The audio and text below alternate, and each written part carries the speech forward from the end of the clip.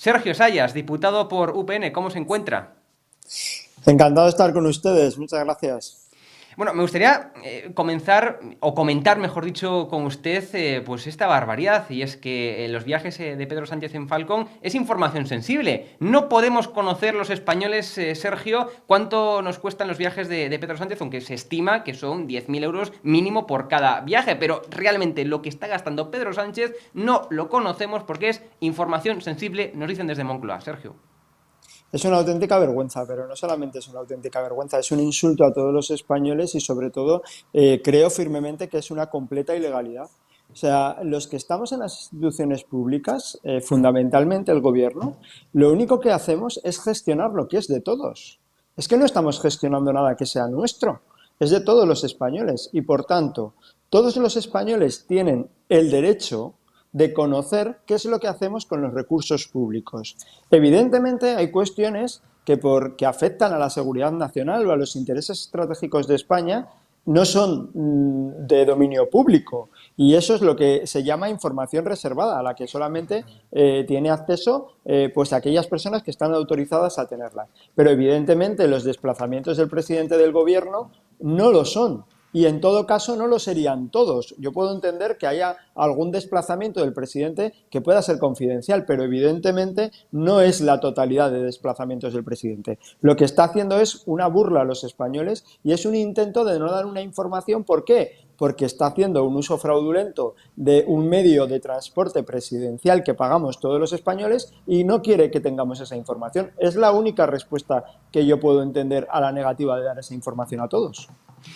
Sergio, estamos viendo un gobierno de Pedro Sánchez que está sacando pecho por tener 3 millones, más de 3 millones de parados. Realmente, si leemos la letra pequeña, tenemos que contabilizar, tenemos que decir que las comunidades autónomas que más están creciendo, que más están creando empleo son la Comunidad de Madrid, presidida por Isabel Díaz Ayuso, y otra de las comunidades es la Comunidad de Andalucía, presidida por Juanma Moreno. Desde luego, no son dos comunidades, vamos, que no están presididas por nadie del Partido Socialista, con lo cual hay que contar las cosas como son. O sea, si el desempleo ha decrecido en España, que es verdad, si el desempleo ha decrecido en España, que es verdad, insistimos, es verdad, hay que contar que las comunidades autónomas que más están creciendo en empleo son las que no están presididas por el Partido Socialista. Dicho lo cual, a pesar de que saquen mucho pecho, Sergio, los españoles lo están pasando mal. Tenemos inflación en máximos, que se palpa con la subida de la luz, que se palpa con la subida del gas, que se palpa al echar gasolina sin ir más lejos, a hacer la compra día tras día. Los españoles están pasando unas navidades muy difíciles y una cuesta de enero, no va a ser una cuesta de enero, va a ser una escalada al Teide, por lo menos. Sergio, cuéntanos esto.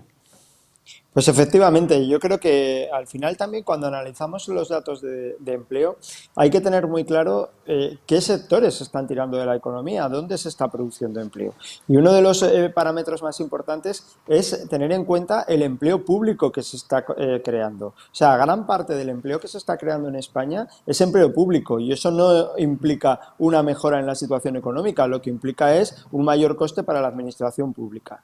En segundo lugar, también hay que tener en cuenta que 200.000 personas que o bien están en ERTE o bien son autónomos que están recibiendo una prestación, no están considerados como gente que no está en actividad laboral en este momento y, por tanto, no están en el cómputo de personas paradas. Dicho todo esto, Navarra, por ejemplo, era una comunidad siempre puntera en materia de empleo, siempre estábamos encabezando todos los rankings, ahora creo que somos la octava con peores datos de toda España en el mes de diciembre. Por otro lado también, creo que es muy importante tener claro lo que está pasando en España. Cuando muchas veces viene Calviño al Congreso y nos habla de que un crecimiento robusto, es una tomadura de pelo absoluta por parte del gobierno. Claro que España está creciendo este año a más de un 4,5 o un 5, pero en primer lugar, la previsión del gobierno en los presupuestos anteriores era de crecer un 10 y venimos de caer un 11, que ha sido la economía que más ha caído de todo el mundo desarrollado. Claro que vamos a crecer.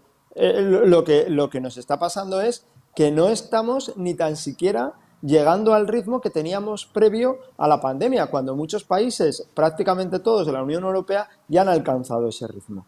En segundo lugar, la situación económica para muchos españoles es de absoluta debilidad, porque un incremento de los precios de un 6,7 el mes anterior, Hemos visto también cómo el precio de la luz no para de incrementarse y la promesa del gobierno de que íbamos a pagar lo mismo que en 2018 era otra farsa del gobierno. El combustible, los agricultores, de los que podremos hablar mucho hoy de los ganaderos, cómo están pagando todo lo que tienen que emplear para sus labores. Hay mucha gente pasándolo muy mal y no puede el gobierno sacar pecho en materia económica porque no hay motivo y porque, en segundo lugar, es una falta de respeto a todos los españoles que están sufriendo con sus medidas. Desde luego, de hecho, si para aportar más datos, ¿no? En esta entrevista, diputado Sánchez gasta en altos cargos, en asesores, el doble que en el último año de Mariano Rajoy. En este caso, diputado, yo creo que sí que hay que usar el lenguaje inclusivo. Son altas cargas, no son altos cargos, son altas cargas, lo que tenemos en el gobierno. Completamente de acuerdo. Ahí es exactamente donde la A cobra todo su sentido. Porque además también todos estos de lenguaje inclusivo que ponen primero el O antes que la Sí. A, yo, ahí sí que es un machismo, porque sería enfermera o enfermero en todo caso, y lo Claro. dicen al revés normalmente. En este caso sí que son cargas de cargos. En este caso la A está claro que va primero. Y evidentemente tenemos el gobierno más caro de la historia, pero sobre todo tenemos el gobierno más inútil de la historia, porque lo único que estamos viendo es cómo una pandemia descontrolada vuelve otra vez a recaer la responsabilidad en las comunidades autónomas ante una dejación de funciones totalmente injustificable por parte del gobierno de España y además en muchos casos ya no solo ni las comunidades autónomas, sino que tienen que trasladar esa responsabilidad a los tribunales superiores de justicia que interpretan cosas distintas en Cataluña o en Canarias, por poner un ejemplo.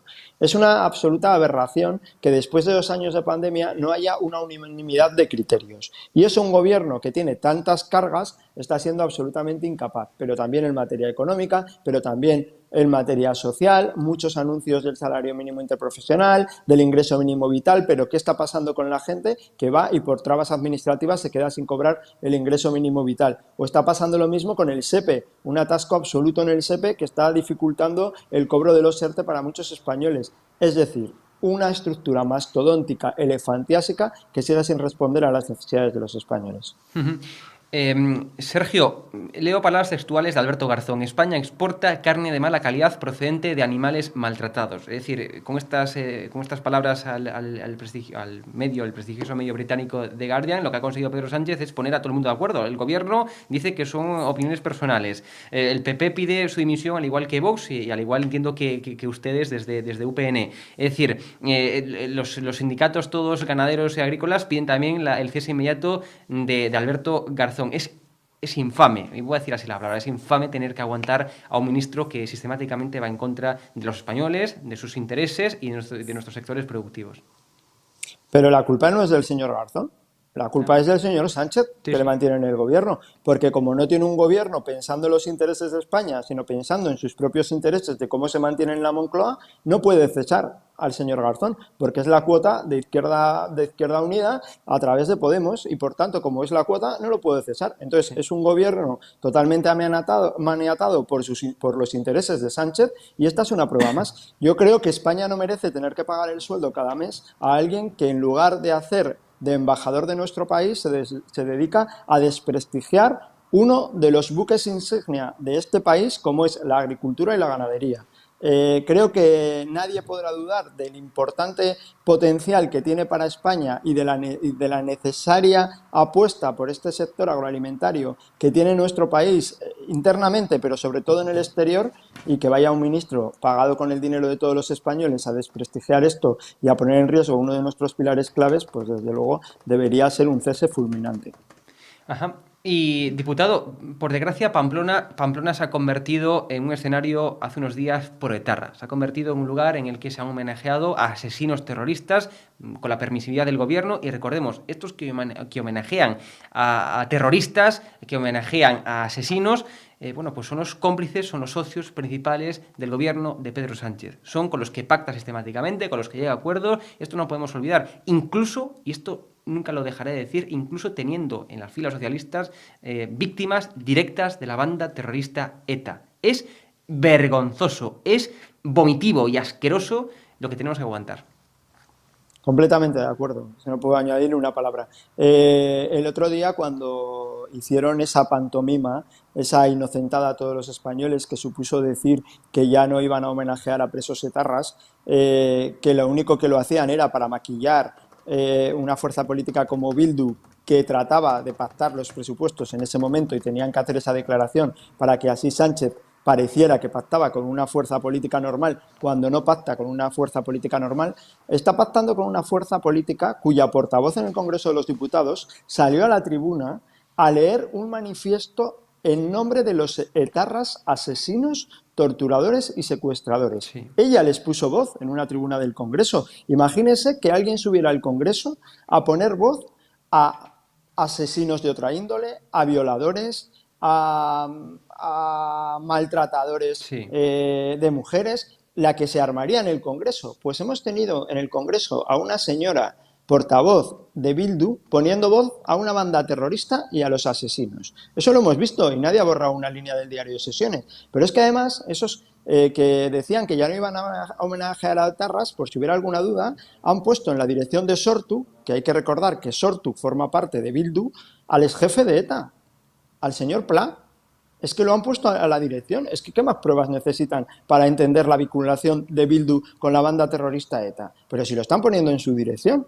Es que el problema no es que Bildu esté en el Congreso. El problema es que el gobierno de España no tiene la obligación de llegar a acuerdos con todos los que están en el Congreso y elige a sus socios. Y casualmente ha elegido a los enemigos de España, a Esquerra Republicana y a Bildu. Sergio Sayas, diputado por UPN en el Congreso, muchas gracias. Le agradecemos que hubiera estado aquí con nosotros en directo en la segunda dosis de Periodista Digital y estamos en contacto. Un placer, muchas gracias. Un abrazo y feliz año. Gracias a ustedes. Muchas gracias y feliz año para todos.